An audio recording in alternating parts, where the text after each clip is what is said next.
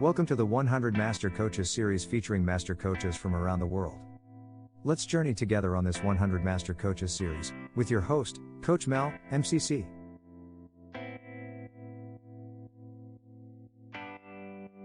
Today's master coach is Karen Cappello. She works with coaches, transitioning from the corporate world to coaching, to grow their businesses and create the lives they have dreamed of. Now, onto the show. Welcome, Karen. Oh, it's so good to see you again. How you been? It's been a while, Mel. I've been great. You know, I mean, I don't know. I just love coaching, and every year gets better and better. It's just a privilege to have you on the show. You've been, wow, so there's so many words to describe you. Well, I'll say a couple. The first is, yes, iconic, because you've been before me. It's before my time. You know, when I started coaching in 2005, you were there. You know, so it's just amazing. And I've been on calls with you, and I've been a student of this particular school that you have been with for a couple of years now, many years, and you are just super amazing. I remember just a couple of names. I'm sorry to say that, and you're definitely one of them. So thank you for your years of service. Thank you for just being you. And I'm just so glad that you are here on the show today with me. Oh, thank you so much, Mel. And you know, there were thousands of students that I taught, and you stand out. So it's interesting how we have that Mobius together. Thank you. And this is the 100 Master Coaches program, brought to you by Catalyst Coach. And I've got a first question for you. How did it all begin for you, your whole coaching journey, Karen? Well, yeah, it's been such a crazy journey. It all started when I was in estate planning. Oh, And wow. I was an estate and financial planner, and I was literally working 60 to 70 hours a week. And I know, because I counted it. I was exhausted. I was burnt out. And here's the other thing, I was really successful. I made the $1 Million Round Table in my second year, which was unheard of. I mean, it was great, but there was a price I was paying for this success. You know, I didn't even know the meaning of the word self-care. That just wasn't even in my vocabulary. So I knew that it was unsustainable. I knew I could not keep on going that way. And of course, all my friends came to me and asked me for their advice. All my colleagues came and asked me for their advice. So I ended up, what I really wanted, I remember I had this idea. I wanted to work less than 60 to 70 hours a week, which that's not hard to do, right? Yeah. I wanted to wear comfy clothes because I was always wearing suits and heels and all of that. And I wanted to wake up without an alarm clock. And, nowadays we have these beautiful chimes, like, from our phones, but then we had this bap, bap, and I jump up into the day. That's right. And I wanted to do all those three things in maintaining the lifestyle I was accustomed to, because I really thought that I had to work really hard to get to what I needed. And so when I came into coaching, that was my idea, is like, can I really have a high amount of success, but with ease and joy rather than with hard work and effort? That was my question. And I'm happy to say it worked. I can, and so can everyone else. So I proved it. You know, this is just wonderful. And that story, how did that come to coaching as that thing with that all the 3 points? Oh yeah. So during that, I did hire a coach that year. The last year I was in there, and I was being coached. And then one of my friends said to me, she was a very, she was a multi-millionaire, very high leader. And she said to me one day, Karen, everyone is coming to you for advice. In those days, Advice. we didn't Yeah. really realize, that coaching wasn't about advice. But she says, everyone's coming to you for advice all the time. Why don't you just get some training have coaching be your Hmm. business? We were listening to Cheryl Richardson and Thomas Oh Leonard at the yeah, time, yeah, yeah. I love them. Tell us a little bit about the start of it, how it all began in the first 5 years of coaching. As you walked into coaching, was that as expected, or did you have to go through those little struggles along the way, and of course wins as well? Tell us about the first five Mm. years of that journey. Well, in the beginning, there was so much relief because I got everything I wanted. I had less hours. I was wearing comfy clothes. I was waking up without an alarm Absolutely. clock. I was so happy. And my lifestyle was okay. I wasn't making a lot of money. In the first few years, I think it took me about Mm, 3 years to get to my six-figure goal. okay. Because in those days, there weren't as many programs. There just wasn't as much support as there is now. Mm, So I was relieved.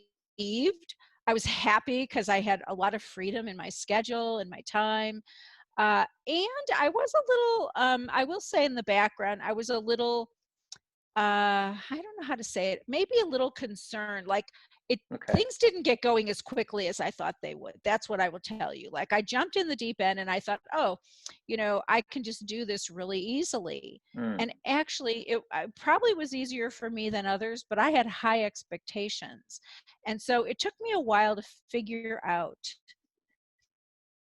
what exactly to do. Now, I was very lucky, very fortunate mm, because since I came out of estate planning, I had a niche because it takes a lawyer, an accountant, and a financial advisor to create estate plan. So those were all yep. my colleagues. So I went to them and said, "Okay, I'm coaching now," and they knew Okay. I was successful, so they hired me right away.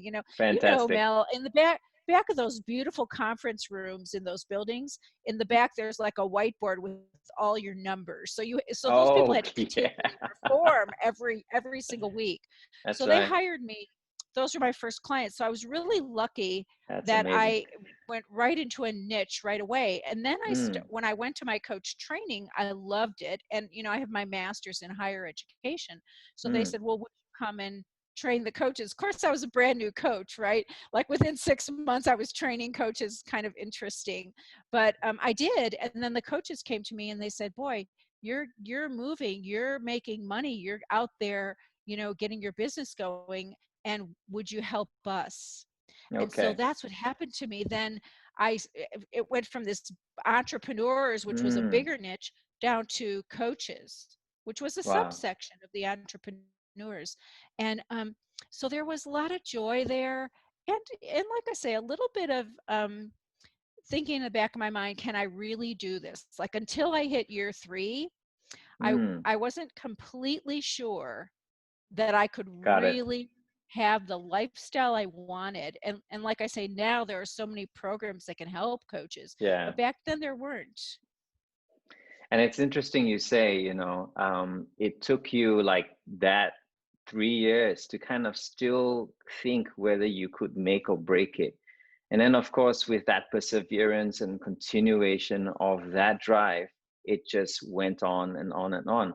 And I just love what you just said about that niche. It's like you were already an expert in that niche, right? And then you went back there to kind of serve the people there. So that's just beautiful, Karen. Thank you. The next question is a brave question. What would be the bravest thing that you have done as a coach, Karen? Well, interestingly enough, it is what we were talking about, like leaving my job, because I Mm. don't recommend this to new coaches. I say, okay, if you're in a job, start your business on the side On the and side get hustle. going. That's Right, right. a side hustle, Uh-huh. some clients going before you leave that, you Make know, the leap. job you have, make the leap. You have a Yeah, well, now, we're in the middle of a crazy thing in of the world, but course. That's right. really, I do always Yeah. say if you have a job, to start your coaching as a side hustle is a lot safer. So it was Yeah. very brave of me, I think, to just, and by the way, it's so funny because I'm not married. I wasn't married at the time. And I would always say, boy, if I had a husband, it might have been easier for me because then I wouldn't have been, like but I thought to myself, I'm all by myself. And the Mm. beauty of it is, like I said, I could live in my car. Now, I would never live in my car. I had money saved. But I was thinking the worst case scenario is I could live Got in it. my car and I wasn't going to Got it. impact anybody else's life. So, it's six of one, half a dozen of the other. If you're single, then Yeah. it might be easier because you're not going to impact anybody else. But if you're married or in a relationship, maybe that person could support you. So it doesn't matter. It's always scary, I think, to take that leap Certainly. into another industry. Certainly. And it's a wonderful leap that you took. And I'm thankful that you took that leap, because if not, I would not have met you, you know. It's true. Thank Um, you. Thank you. the wonderful coaching journey of how many years again? Just remind me. 18. Oof, wow. Yeah, 18 18. years. All right. Hmm. This is the question that's related to that. What are the three insights? That's all. Three insights over Okay. that 18 years of coaching. I think one insight that coaching has given me Mm, is self-responsibility. Like, I mentioned I was the oldest of 6 kids. At the age of 10, yeah. and I was actually the oldest of 3 kids at the age of 2 years and 2 months. So it's kind of crazy when you think about it, right? I That's was a leader. I had no wow. choice, right? Yeah. But I was always used to taking responsibility for myself, but also Mm, everyone else in the room. I mean, I was the oldest child. I helped with a lot of things. So when I wonderful. got into coaching, the word responsibility used to be very heavy for me Mm, because of that. And when I got into coaching, I realized that all I had to be responsible for was myself. And it was that's right. really, it was beautiful. And just this whole idea of self-responsibility and the idea that I could work on myself and all Mm, of my relationships would change. And the other idea is that it's all about me. Like yeah. if I think you've done something that I don't like, it's about me. And I was 50 years old. I was 42 when I came into coaching. I was 50 years old, and I met my sweetie, who is my life partner. And I would say I could Beautiful. never be in this relationship with him if I did not have coaching, because I would think it was all about him, but really it isn't. It's about me. So the self-responsibility, I think, is a huge insight that coaching has given to me, both That's beautiful. professionally and personally, over the Mm, years. mm. Oh, and And what's the second, oh, yeah, go ahead. go ahead. What's the second one? I was just about to say. Yeah, see, we're so in sync. The second one, I think, is the value of presence.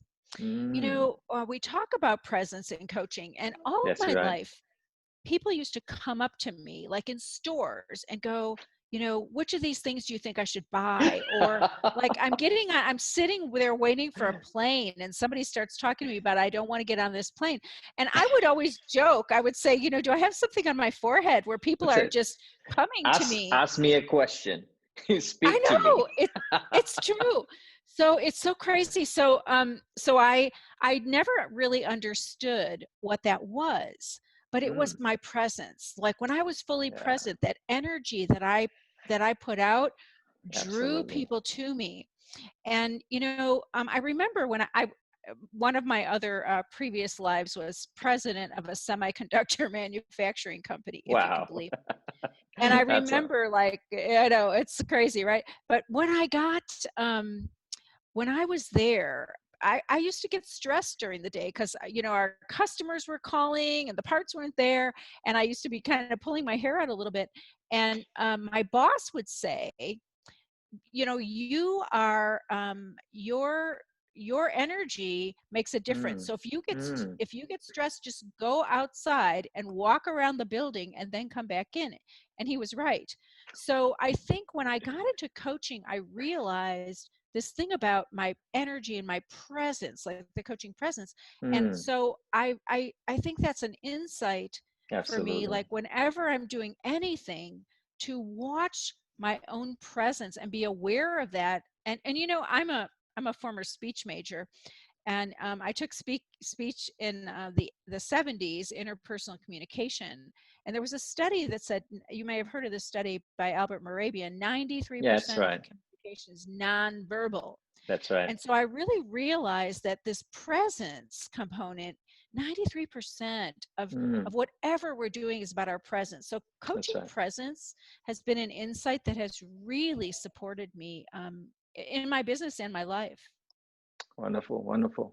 And I said three, so let's roll out. First is self responsibility and presence. What is the third insight, Karen? Okay, you're not going to be surprised about this at all, Mel. It's acknowledgement, the value of acknowledgement. And, you know, so throughout my life, people have called me like rose colored glasses or Pollyanna, or, you know, it's kind of a diss on how Yeah. positive I've been. And Yeah. I was always acknowledging people, and I've always been like very aware Mm. of acknowledging strengths that I see around me. And when I got into coaching, I realized the power of this. And I kind of went, okay, good. Now I can own this as a positive thing and not something Absolutely. that people are just, you know, Yeah. dissing me for. Dissing you And for, yeah. yeah. And, you know, knowing, like in the book, A Course in Miracles, it says, what we perceive in others, we strengthen in ourselves. So Mm. when I start acknowledging the positive around me, I actually strengthen in myself too. So Absolutely. coaching has taught me, don't even worry about it. Acknowledge to your heart's content. And that is really a gift to my life. Thank you. Thank you. And you have been a wonderful acknowledger. Let me say that. Thank you. That's something I've learned, not just in the class, but also outside it, because that's part of your DNA. A wonderful Mhm. acknowledger. Thank you so much. Thank you. This is a powerful one. If Okay. you if you had the chance to do it all over again, what would you do differently? Oh, that is a good question. Mm. You know, I there aren't too many things I would do differently, but one of the things I think about is, you know, I niched early, Mm. and I've stayed with my niche, and I think that has been a good thing. The Yeah. thing I would have done differently though is I would have started measuring Mm. my clients' results earlier. Very nice. And you know, the reason I say this is because most of us coaches, we don't want to spend all of our time marketing. We want to coach, you know, like we Yeah. do the marketing just to get into coaching. That's true. And so I think I've made it a little harder on myself over the years, like taking a little bit more time in marketing and all of that Mm. than I needed to, because a couple of years ago I got into a group coaching program, Mm. and it was a mentoring and coaching program, and I actually was able to bring in $100,000 of income in one quarter, and that Wow. was more than I had ever done before. I was really surprised about that. But Mm. what I saw was what gets measured gets done. And when I started That's measuring amazing. Yeah, the that's true. results of my clients, and I could say, and this is actually true, I have my own group, and we do an average, the average coach makes $17,000 in 3 months, in 90 days. Wow. And the program costs 3,500. And so I go, Mm. okay, look, there's a return on investment. It's so I'm not saying to people, oh, please come and coach in my program. I'm saying, okay, Yeah, if you want to make this kind of money and you have this to invest, you can yeah. do this. And all of my clients, I mean, I'm really getting them to hone in on return on investment. Like, how do you determine Mm. time or money, like a true savings or a true profit? And how can they help their clients determine this? Because once they do, and the coaching is put into that context, then the Mm. value is automatically seen. It makes everything easier. Yeah, yeah, definitely. I think the ROI is really critical.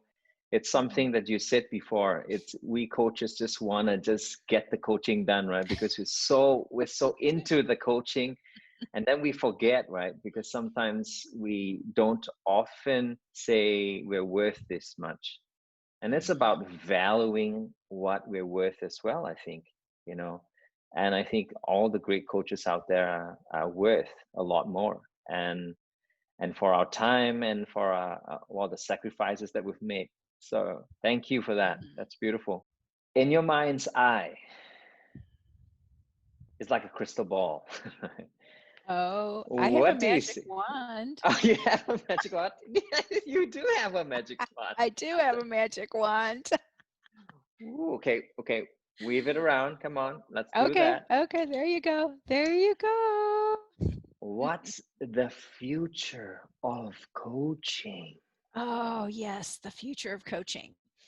Okay, so I do actually see coaching Mm, becoming very ubiquitous. okay. So by that I mean like everyone's going to have a coach, and Yeah. it's going to be very normal and Mm, natural for people, especially high achievers. And like you get these.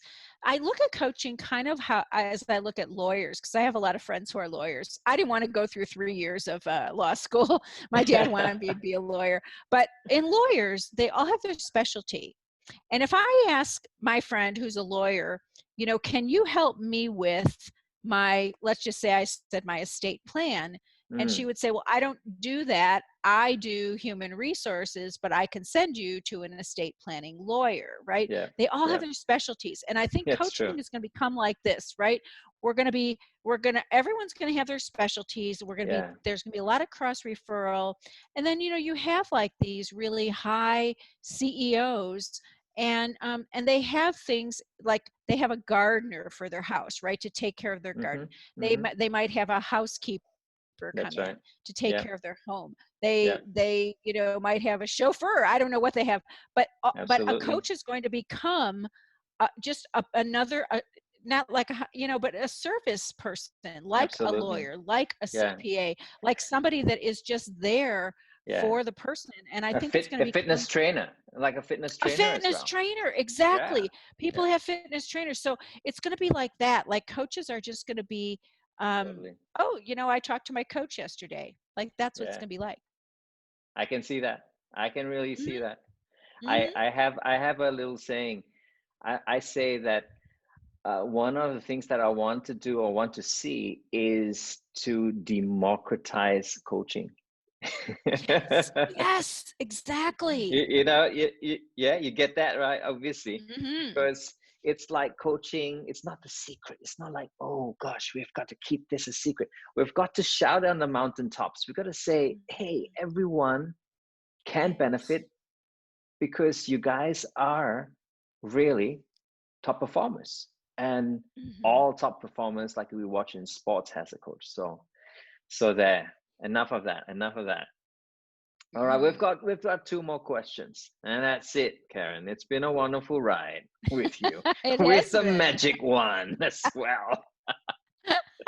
All right, this is the master coach wisdom thing. What's that? What's that one little nugget that you want to leave behind for budding coaches coming in right now?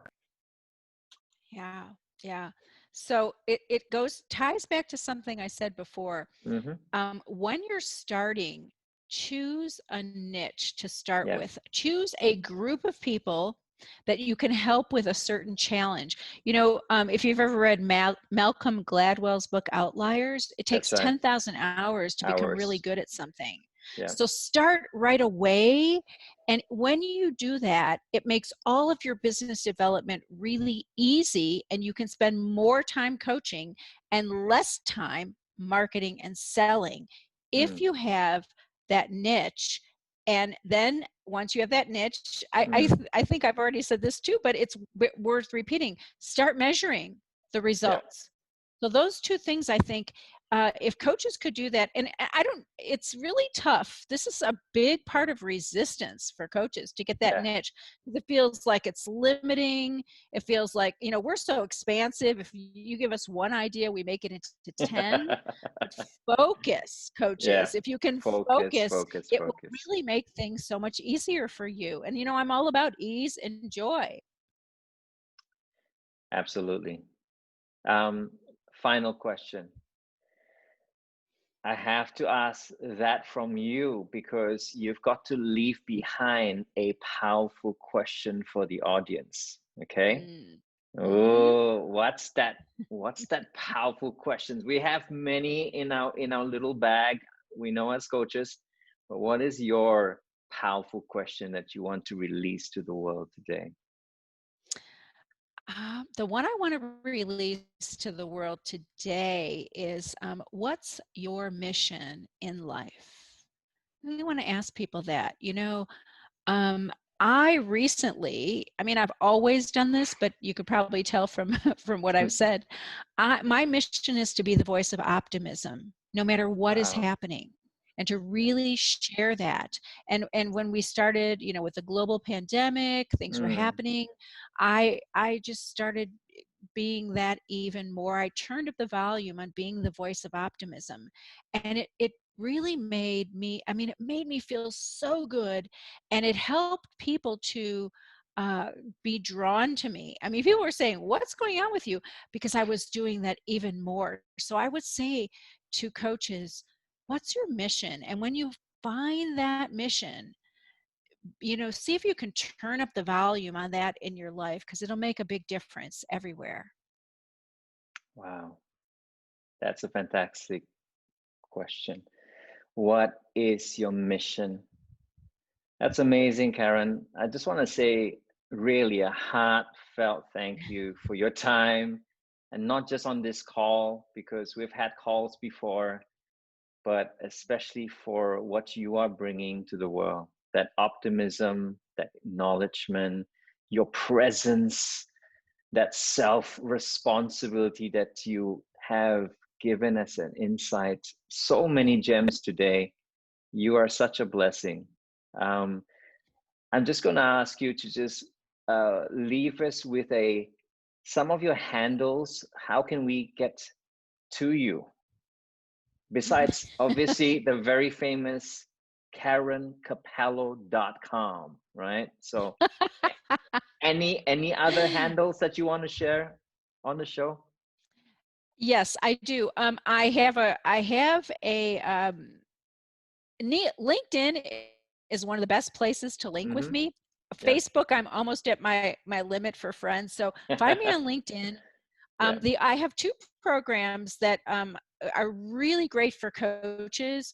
One is Mm. www.nicheremedy.com, and that will help with the niche. And the other is www.coachesquickstartintensive.com, where we do a income accelerator with a group of coaches for about 12 weeks. So those two websites are really, I think, very relevant for coaches. And Yeah. by the way, I'm everywhere. If you want to go on Instagram, like anywhere you want to go, they have me out there everywhere, my team. So you can find me. Thank you so much. There is only one Karen Cappello, and that's her on my show today. 100 master coaches. I'm Coach Mel signing off with Karen Cappello saying bye for now.